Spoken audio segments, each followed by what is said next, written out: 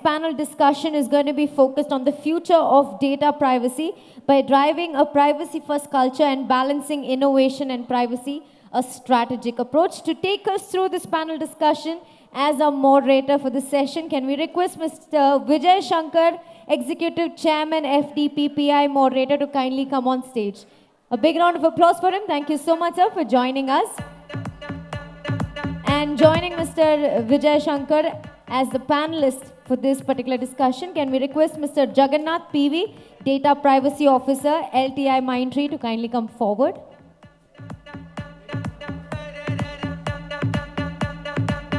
Can I next request Mr. Satyanandan, Chief Risk Officer, Tata AIG General Insurance, to kindly join us on stage as well. And can I next request Mr. Arunraja, Head IT Services and Security, DTDC Express Limited, to kindly come forward. Looks like we might need one more chair on stage. Can I request the representatives to just add one more chair on stage? Up next, can I request Mr. Gopikrishna T, Assistant Vice President, Hexaware Technologies Limited, to kindly come forward.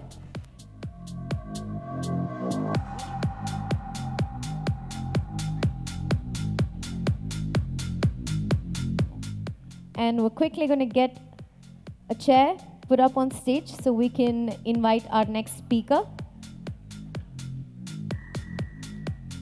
Can we put our hands together and welcome Mr. Rajkumar Manickam, Regional Director, Exterro, to kindly come forward and join us on stage. Wonderful. I'm going to request Mr. Vijayashankar to kindly take over the moderator for the session.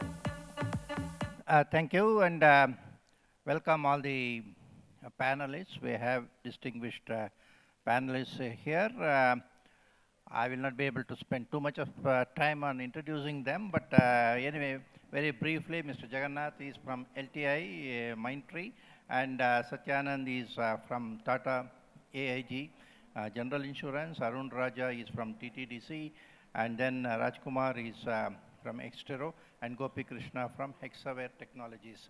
So friends, we have a tough time in compressing our thoughts into a shorter time. I am sure that all of our fellow panelists will be able to do it.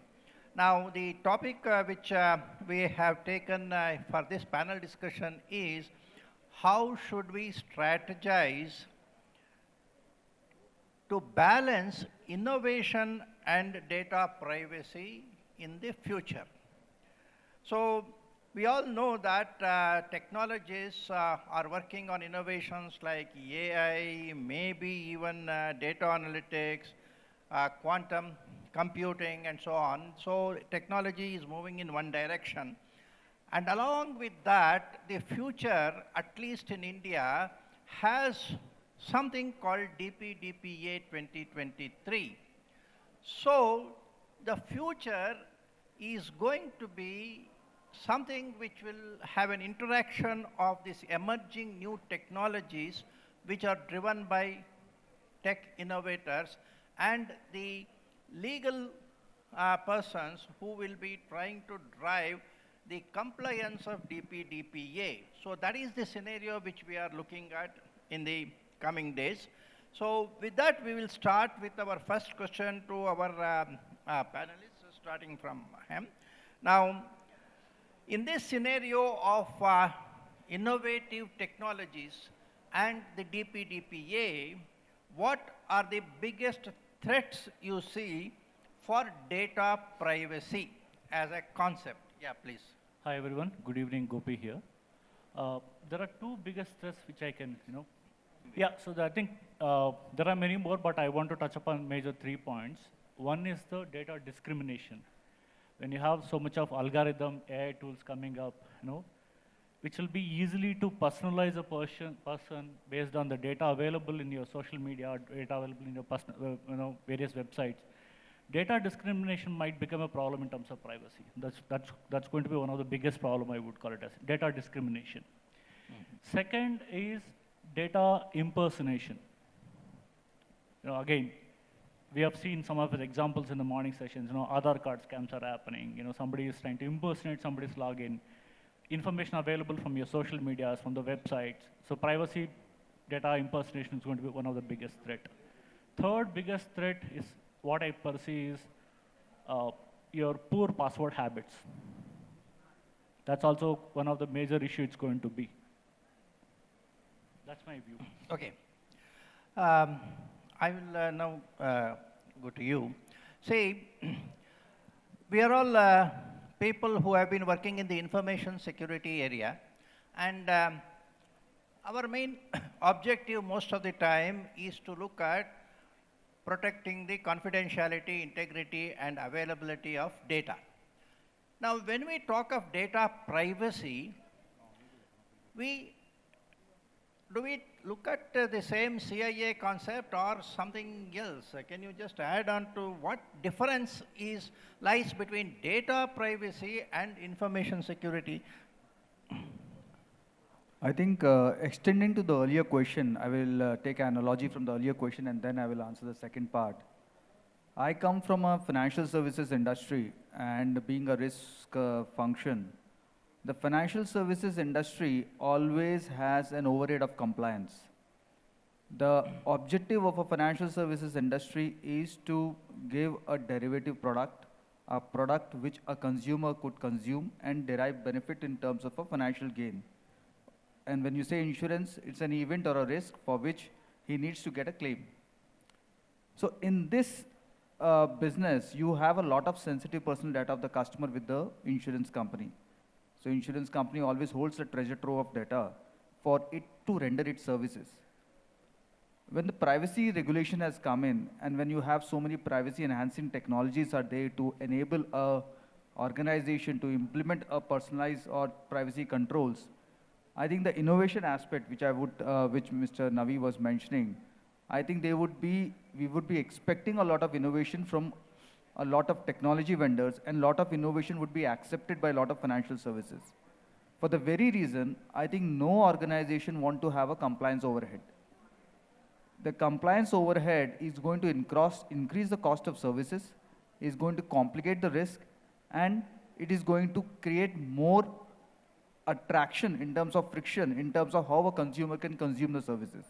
So the innovation and technology is going to happen, and definitely all the innovation what you see from because I was part of the DSAI Innovator Club, so I am seeing a lot of innovation happening, and the consumption of those innovative technologies would be there sooner or later by the financial services.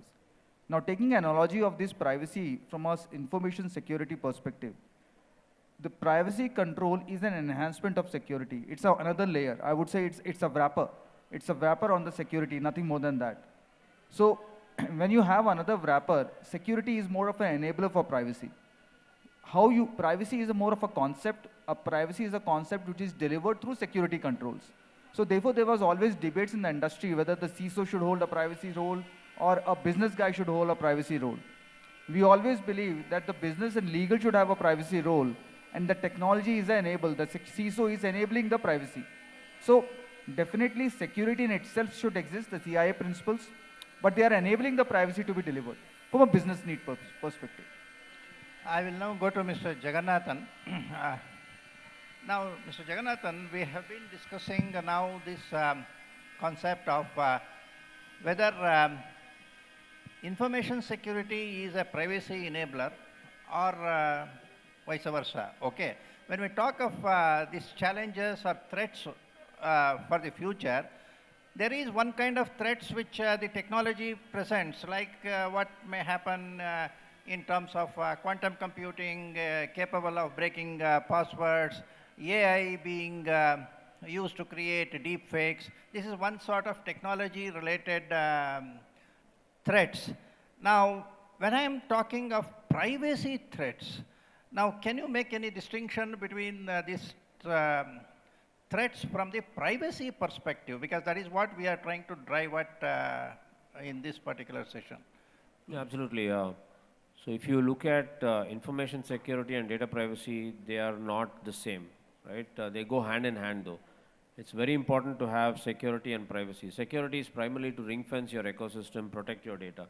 Whereas privacy is about processing personal data in a lawful manner. right? Giving the principles of data privacy laws and so on and so forth. Now with new technologies coming into perspective, I think it becomes a lot more challenging with the LLMs and the NLPs and even the SLMs coming in. All that data is pretty much scraped from the internet, right? They claim it to be from the freely available resources, but at the end of the day, freely available resources are meant to be used freely but not actually collected and used for your purpose. So it becomes very challenging in terms of how the data is collected and how it is going to be used. I'll give you a couple examples. One is, let's say, connected cars. Okay, I'm sure there are cars that call out internet in the car, right? I mean, car with internet. So you don't know what kind of data it's collecting. Okay, it is your personal data. Where are you going? What speed are you driving? Right? Are you driving rashly? How many times you're applying brakes and so on and so forth. So you may think, hey, that's nice statistics to have. But at the end of the day, if they are actually giving that information to your insurers, your insurance premiums can actually be moderated based on your driving habits, which is a significant threat to privacy, right? They exactly know what you're doing with the car, which I don't want anybody to know what you're doing with the car, right? So similarly, the LLMs that are out in the market, how have they quantified and qualified bias? Most of us think that bias is just gender bias, right? Or maybe racial bias. There are different types of biases that are already there. A classic example that I keep giving out is cognitive bias. Cognitive bias is when somebody is actually doing an algorithm or building that LLM for that matter of fact. If he or she is thinking, for example, it could be a left winger or a right winger, if that thought process goes into the algorithm or thought process goes into building that LLM, then you have already built in that cognitive bias into that particular AI model. So similarly, representability bias, okay, sampling bias, then algorithmic bias, historical bias, so on and so forth. So there is a significant challenge on privacy when it comes to the new technologies, not to speak about metaverse. Well, it was a hype a few years ago, but then it's kind of died down, but I'm sure it's going to come up. In metaverse, you can hallucinate, you can actually impersonate people, right? So I can actually become you and go commit a crime, right? Or do something which is not lawful. And then you get branded in the metaverse world as a person with a criminal record and so on and so forth. So I guess, yeah, technology should be used very cautiously, which is where responsible AI and AI assurance comes in. And of course, the security aspect and the privacy aspect should go hand in hand. Otherwise, if it goes unconnected, you're only going to realize the drawbacks and the results on some other day when it is too late. Thank you, Mr. Jagannathan. Thank you for bringing in the metaverse. I am reminded of one case which was filed, I think, in Delhi, where a person said, my metaverse avatar was molested by another metaverse avatar. Okay. Now, you are, let us say, the CISO of that metaverse platform. Let us look at that. I think I will expect you to answer on this question. If you are a metaverse platform owner, there is one information security related issue, which is that a molestation took place by one metaverse avatar on the other. It is like the police on the physical world failing to prevent a similar situation. The second aspect is the privacy aspect. Okay. Now, the privacy aspect is for that metaverse avatar which was molested.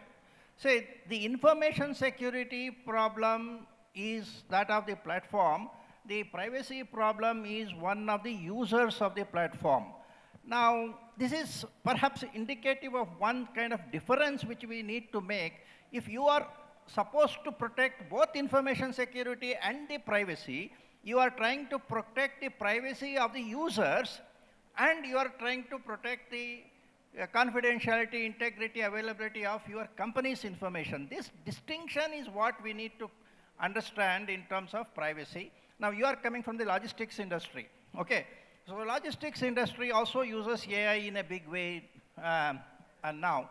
So what is your take on the future threats which may be coming up in terms of privacy in logistics industry? Can you just share some thoughts on that? Yep. See, logistic industry being always the forefronter and having the threats to the data privacy, because we deal with the end customer data almost day in, day out. So the kind of privacy issues what we see with the modern AI coming into the picture. So what we do, we want to create customer experience using the modern Gen AI bus technology around, right? So what this AI does, we feed everything into the AI mechanism, AI platform to create the customer experience, which has both the organization data as well as the customer information, right? End of the day, while we build all the CIA platform around the data what we manage, but at this point of time, there is no clear boundary which calls out what kind of security we want to create for the platform where the AI is built for. So the kind of threat what we see, or personally I see, is the more awareness what we have on the data privacy in terms of user data management, which every organization has to protect the data, the same amount of awareness or consumption of data into the any kind of AI platform is not there, which I see as a emerging threat in the near future. I'm reminded of an incident in the logistics industry, which is one of the GDPR cases in the EU, where a person booked for something from her office address, okay? So obviously the logistic company delivered the goods to the person with his office address. Then subsequently, a bill in the name of that individual was delivered to the office. I think that was left on the counter or something like that. So that particular person claimed there was a privacy breach because an invoice or something which was in her personal name went into the office, somebody else's information, okay? So it was a case of the logistic company not perhaps taking into account the delivery of the goods and delivery of a document containing the personal information, perhaps should be identified as different. That's a problem we deal every day, right? Very good. See, very specifically in the logistic industry, what we cannot control, what we can control is the PI data from the system perspective. But what we cannot control on the physical documented data, which every rider or a delivery boy carries with them. So we deal kind of a scam almost every day, that we lost money in the name of DTDC. We lost money that someone from your customer care called me and said that your parcel is on the way and you need to pay 5 rupees for us and pay through this UPI or whatever it is. Fat, money gone from a bank. So these are all happens when we try to close the doors to ensure that data from my system doesn't leak, but that never became a zero date, because end of the day, see, as a normal public also, we tend to do this, that when I send a consignment parcel, I carefully write my name and mobile number behind the parcel so that someone delivers will read that and deliver me. Yes. But invariably, I'm breaching my own personal information to someone else, where he can use it for something else in the later period of time. So that happens in the logistics industry very easily. Okay. Now I'll come to Mr. Rajkumar. You are in a company which manufactures some privacy-enabled software solution. Okay. Now, data analytics is another area which is ahead of us, and AI-enabled data analytics is an area of concern for privacy people. Okay, because AI itself has got its own problems like the bias, you said, hallucination kind of a thing. And data analytics as a category, again, uses personal data sometimes and converts it into some automated decision making. Now, that threat of AI-enabled data analytics, how does a company under the DPDPA environment should manage that kind of a situation according to you? Yeah, sure. So this is one of the most challenging part, apart from all our panelists have handled very clearly on the metaverse thing and all other areas. But talking about the AI-enabled data, I would see this as a, something related to awareness. So even when we talk about the unaccountable AI, where people start putting the data in terms of their PII and everything, they feed into the generative AI in terms of getting results. Even though in terms of generative AI, what we get is very clear and it's very specific, but still we are uploading and pushing so much of PII into that to get exact results from that. So even though the results, what we are getting as a part of what the system brings in as a artificial intelligence or whatever the supercomputer, whatever that brings out, but still the data that goes in, nobody knows where it goes, right? And it could be said, everybody starts speaking like data. We have been hearing data is the oil, data is the gold, data is X, Y, Z and everything. But people have, in order to reach it very easily for the people have to start thinking that data is money. Like when I share the data, somebody is going to make money out of it.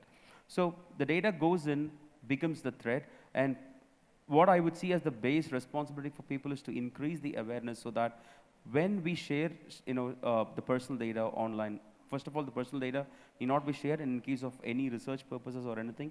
If data goes in, it needs to be very specific, and we have to be very sure that all the preventive measures, including the security and all those things, are very in proper area, so that we can put those in place. Jagan sir correctly mentioned about data privacy and data security has to go hand in hand.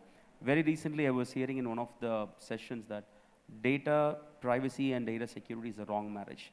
So this was the term somebody was referring to, and I don't know how somebody could call it out in an event, but people have to understand that the privacy culture comes first before even getting into security. And when this base awareness is created, then the responsibility for privacy and security will automatically come.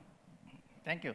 Of course, before we go to the next concept of whether privacy comes first or security comes first, let me also just point out that AI and data analytics are very exciting technological developments. All of us in the industry are very much, you can say, focused on making use of these technologies. But somewhere in between, DPDPA has come and we are talking of 250 crores or plus as the liability which may arise. In that, and also many of you are aware that just as you have got AI-enabled data analytics, we have ITA 2000 linked DPDPA. That will be the legal framework in India. That is, there will be civil liabilities for the data fiduciaries arising out of DPDPA in case of non-compliance. And simultaneously, if there is a data breach, there will be claims under ITA 2000 with the adjudicator. Plus, if there is a data breach, there will also be possible criminal consequences coming under DPDPA, which will get escalated into the corporate executives.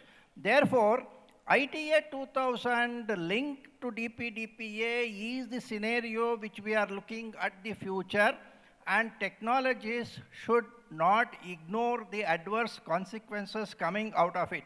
Now, that being the background, now I will start with you just for a change of order, okay?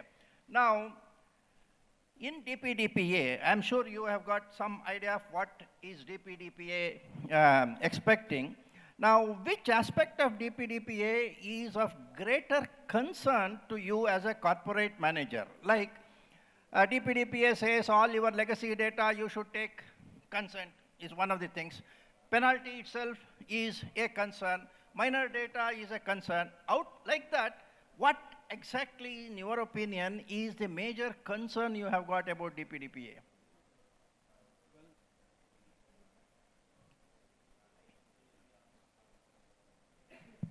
Okay.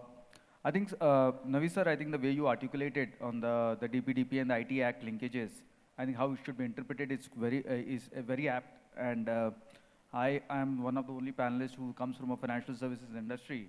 So from a DPDPA perspective, the concern I would be contextualized with respect to the insurance business. I think you all must know or must understand that the insurance business itself is a back office business. Because the insurance business, the sourcing of business is done by intermediaries and the servicing is done by intermediaries. I will give you some context for me to come to the concern. When the sourcing, I think you all go to the agents and brokers to source business, and you always go to the hospitals and the garages where they service the claims. So what, in a way, it happens that the insurance business becomes the back office and the customer interaction is only with the intermediaries. And through the intermediaries, the sourcing of business happens, and through the intermediaries, the servicing of business happens. So this is a design not unique in India, this is a design unique across the world. That's how this business is structured, and it's quite different from how the banking business is. Now, extrapolate this business model to the analogy of what DPDPA is all about. DPDPA considers everybody as a body corporate, and it says that significant data fiduciary or data fiduciary is liable for any violations or breaches of your data processor, or that is your vendor itself, your intermediaries in the case of insurance business. Now, what happens? Let's say the insurance company with its size and scale will always be a significant data fiduciary. Now, if there is a breach at the intermediary level, the intermediary would always say that the customer data is owned by him. But we as an insurance company, we always believe that we own the customer. And that if we are the significant data fiduciary, then we have the owners to get all the controls implemented at the intermediary level. Now, there is a legal fencing what this insurance company requires. Because the source of data, the first golden record of the customer is with the intermediary. And then it comes to the insurance company. So if at all the breach is at the intermediary level, and if the insurance company is having the obligation to ensure that that breach should not happen because of its third-party controls, because ensuring that this intermediary, who is its vendor, is having the right controls, again doesn't apply because he believes that he is the first party, and so he will implement the controls if at all regulation tells him. Regulation doesn't tell him. DPDPA says it's a significant data fiduciary who has to ensure. So tomorrow what happens? The legal liability falls on the insurance company and doesn't have any control. Because at present, if at all there is a service proposition by the vendor with a 200 rupees transaction charges, tomorrow if the insurance company starts putting a lot of other controls, the 200 transaction charge will become 2000 transaction charge. So it will never be a viable solution. So the biggest concern is that how the insurance company legal liability or legal refinancing happens to it. Okay. So that's the biggest. Okay. Now I will go to you as a technology person. Now DPDPA also poses some new technology challenges, which only technology companies have to solve. Hexaware has to give me a solution. Okay. Now two things which are bugging most of the data fiduciaries. One is how to manage what is called nomination of personal data. Okay. Now it has got a link to what he was telling. Who is the owner of the data is okay. Now the law says personal data can be nominated, which means that there is some ownership with the data principle. Okay. Now I am a data fiduciary, and my data principle says that I want to nominate this personal data to XYZ, who is my son or something like that. That is a technology challenge.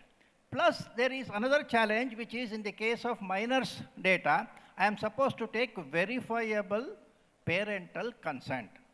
These two aspects are actually technology-related challenges, which I would like my friend Gopikrishna to react. How does yes, solution come forth for this? If you ask me today, I don't think so there's a ready-made solution available for this, right? It has to have various checks and balances has to come in place. If you talk about parental confirmation, parental nomination, or your KYC, whatever you want to call it as. So there's no a fixed formula for it. I think based on the controls, based on the regulations, what defined in the DPDPA, the technology has to be filled in according to that. So there's no fixed formula as of now today. That's my view. Okay. So you said there is a technology gap. Now we will go to our friend. Do you have a solution? Or do you think this is an opportunity for you to build a solution? Could be an opportunity for us. Okay. Always there is an opportunity in technology. Okay. Right? So DPDPA is going to give lots of opportunities to technology companies, provided they respect the law and try to build solutions for compliance. And if they say that, okay, AI is something which I don't have a control. Many people may say, AI is, for example, he mentioned that somebody is collecting the information, there are two parties. He used the term first party, second party, third party, because I think the insurance terminology is there. But DPDPA only talks of data fiduciary and data processor. Okay, but nowhere DPDPA says there should not be more than one data fiduciary. Has it said so? No. So therefore, there must be context in which what he calls as a second party data processor may also be a data fiduciary. He is also liable directly to the act. Therefore, if it comes to liability, he also may have to share the liability. I also will have to share the liability. Maybe if we can, through our forensic analysis of security people, identify where exactly the breach happened, then maybe there is a way of determining who is liable. Otherwise, it will be considered as joint and several liability of both the people. So as far as the DP board is concerned, they may say, I am imposing 250 crores, please share that between the two, unless you come back and say that one person is not liable or something like that. These are all the futuristic legal discussions. Yes. I am only trying to say that these are all things may come up. You want to say something? Sir, I wanted to just, Yeah, please. I think the way you articulate it, I presume and I visualize that a lot of litigations will set a precedence. Lot of legal, we will get into a lot of litigations, and those litigation will set a precedence, because as I understand, neither the regulator, that is our regulator IRDA, neither the DPDP board are going to have more clarifications on that. It's the industry has to evolve, and there would be a lot of litigation which will set a precedence of how this fiduciary and the legal liability will rest in which party. So that will happen. I think this has to evolve. Agreed. You have got something. Yeah, my thought is more of seconding your thought. Like, these are all the legal obligations, definitely, but we talked about the penalty, 250 crores, even though the penalty could be a deterrent, but doesn't mean that everything can be enforced. So what I would, as a technology company, the opportunity that we are seeing here is, don't go and get penalized 50 crores, 100 crores, rather invest just few lakhs in technology so that you won't get into those, penalties. So you say that companies should not neglect the compliance, and if technology solutions are there, try to buy it. Don't try to cut the corners. That's what you are saying. I have a little different. So he's selling the product now. No, fine. That's fine. That's fine. Yeah. I have a little different opinion as well, but still resonating to your second point, right? There can be more than one data fiduciary, or I resonate in a way that it can be more than one data processee also, right? Very specifically for the logistic industry. If we take e-commerce platform, the data from the principal would have been given to someone who's actually the owner of the data as per the act, whatever we speak. But when we take and process the same info, okay, now we are, when the resume is not very clear, when there is a breach happen, where exactly the privacy breach have happened, whether the privacy breach have happened on the first processee or the privacy breach have happened on the second processee, as a end data principal, who he will be like penalizing for, whether the person he actually given the first consent of the data, because we don't directly take the data consent from the customers, because the consent has been given to the e-commerce industry. Our friend said that legal precedents will develop, but my view is jurisprudence has to be developed by us in the industry. You don't expect a judge who doesn't know much about it to set precedents, okay? If the industry does not set its own precedents, which we call as jurisprudence, because jurisprudence need not necessarily come from the judges. Please remember, if you go to the standard definition of jurisprudence, jurisprudence actually comes from experts in the particular domain, okay? But in India, what has happened is whatever Supreme Court says, is jurisprudence. Everything else is not correct. That is not a correct attitude, particularly in the new technology areas where everything is to be determined. Now, I use the term both can be data fiduciaries. We use the terminology joint data fiduciary. Of course, the law says that somebody who determines the purpose, somebody who determines the means. You have, between those two factors, you have to determine who is the data fiduciary. Purpose normally is determined by one, but means can be done by somebody else, unless there is a purpose within the purpose. There may be some context in which you can identify purpose within the purpose. I would like to get Jagannathan's view on the use of AI. When I, as a data fiduciary, use an AI algorithm or a system supplied by somebody, okay. Now, if you ask that person, he says, I will not give you the code of the AI, it is proprietary, okay. Now, I don't know what this AI is doing, okay. It is taking personal data of my data principles, but how exactly it is processing, AI is not telling you, the AI vendor is not telling you.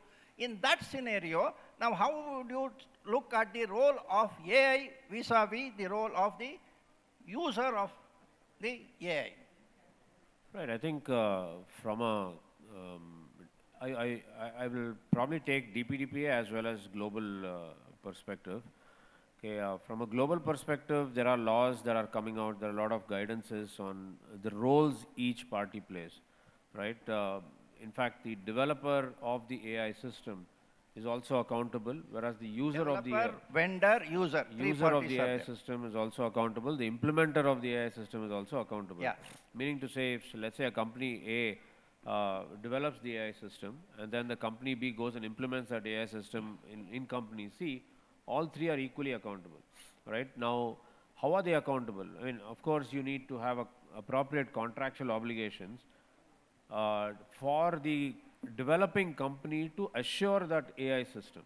Meaning to say, going by the 12 responsible AI principles, they should be, while they may not disclose their algorithm, but they need to ensure that the entire aspect of transparency, reliability, explainability, bias modulation, integrity, security, all these aspects need to be considered into that AI system.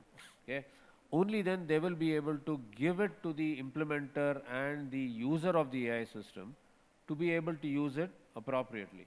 Now, I'll quote one law in New York, which is not exactly an AI law, but it's rather a AEDT, it's called Automated and Decision-Making Technologies. Okay? They go to the extent of saying you need to conduct a bias audit. So how do you conduct a bias audit? You have to use tools and technologies from the system that is, I mean, from the company that is building these systems, right? So they have to conduct a bias audit. They also transfer the accountability to the users of the technology. Let us say my company buys a particular software which is using AEDT to decide, to make decisions automatically on recruitment, for example. I should ensure that I have tested that particular model in line with the law, right? Similarly, the EUA Act, I'm sure everybody has heard about the EUA Act. Now, China has also come out. Singapore has come out with a self-assessment methodology. US is also coming out with several laws. So approximately around 25 countries across the globe have come out with AI guidances or AI laws. They are not taking a law stance, but they're looking at guidances. Now, coming to DPDPA, the entire responsibility lies on the fiduciary. So you must have appropriate contractual obligations with your AI system vendors to be able to substantiate that AI model, because you will be held to use that AI system in a lawful manner. If you are, as a user, as a data fiduciary, is using AI technology and the AI is not giving you the appropriate results, automatically you will be held accountable. And the law very clearly calls out, or the act very clearly calls out, no processor obligations, neither startup obligations. So I keep telling this to processors and startups when they feel nice that they are not obligated. Simple answer is, we will not hire you if you are not complying with the law. Okay. Now, this is where, of course, our Indian position, where ITA 2000 and DPDP are combined, gives us a proper way out, because under the Indian law, one, the implementer, whom you call as implementer, is a data fiduciary. I will define the AI supplier as a joint data fiduciary. So he has to take the responsibility. He has to do the bias audit and give me a conformity assessment certificate to me. Now, whether I myself should do it, that's a different question, because if he is a joint data fiduciary, he is liable for the DPDPA directly, and our AI guidelines are talking of accountability to be embedded into the code, so that the AI code will have the accountability of the developer and maybe the others. So therefore, it may be possible to identify, particularly in the case of deep fake and other things, that principle of a software developer should put his signature on the software, I think is a principle which software companies have to take, so that the other zero-day vulnerabilities and other things also get addressed. Okay, that I think for a larger discussion in a different this thing we can try to do. When we come to the last part of our discussion, now having identified that DPDPA has this 250 crores plus and there is confusion about data fiduciary and other things, but remember that ITA 2000, for your this thing, has one section 72 capital A, according to which the data processors can be made liable if their security is a failure. That is there is another innovative in a way of applying law. Okay, you can say that you are stretching that act, but still it is there. Okay. Now coming to the last part, having identified that AI is a challenge, data analytics is a challenge, and there is difficulty in ensuring privacy. Now the question is, how should I as an organization choose a compliance framework for being DPDPA compliant? Now, have you thought of anything like that? Yeah, Gopikrishna? I would call it as still at a very early nation stage. This is very early stage now it is to think about those lines. Uh-huh. So, because it's just coming out, the act is just coming out. Just coming out. Yeah, I think I would not term it as a compliance framework, because the privacy is embedded in the business operations now. So if at all you term it as a compliance, it will become a baseline hygiene.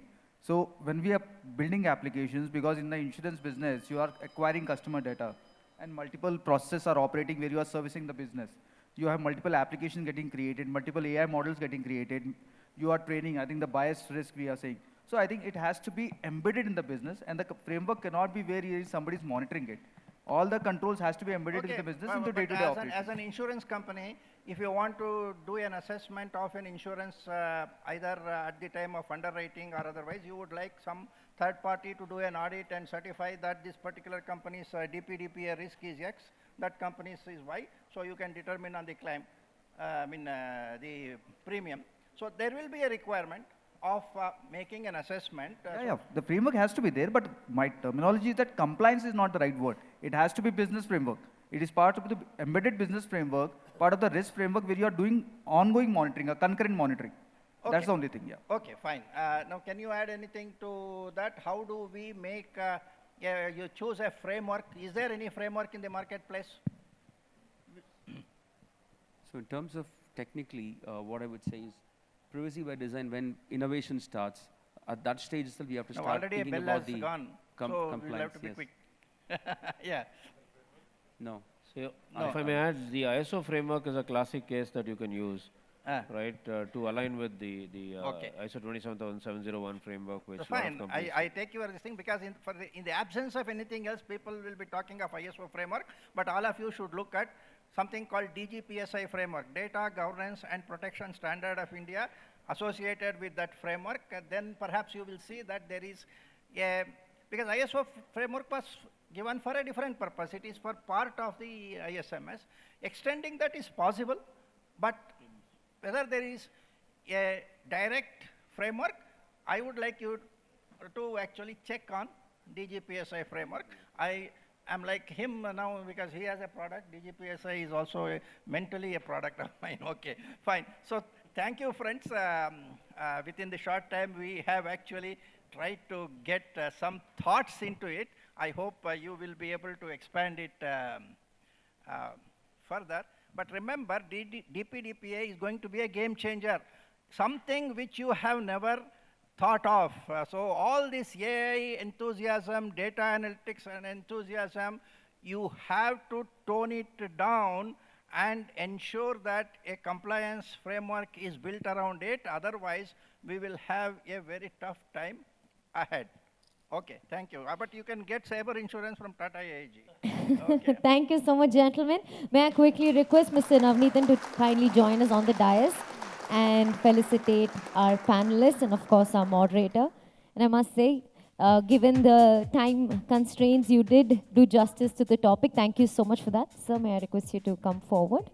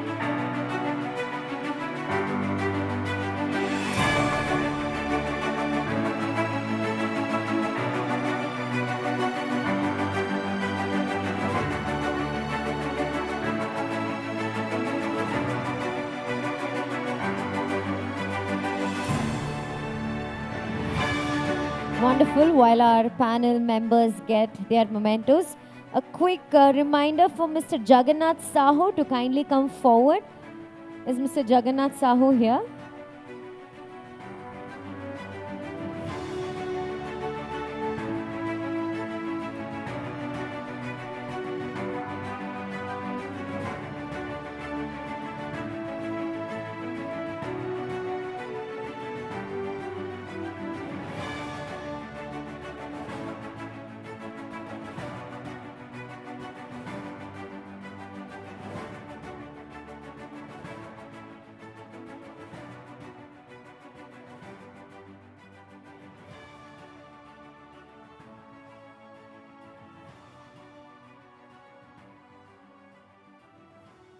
Thank you so much, gentlemen. A quick photo with all of you all, and then we will get our award winner.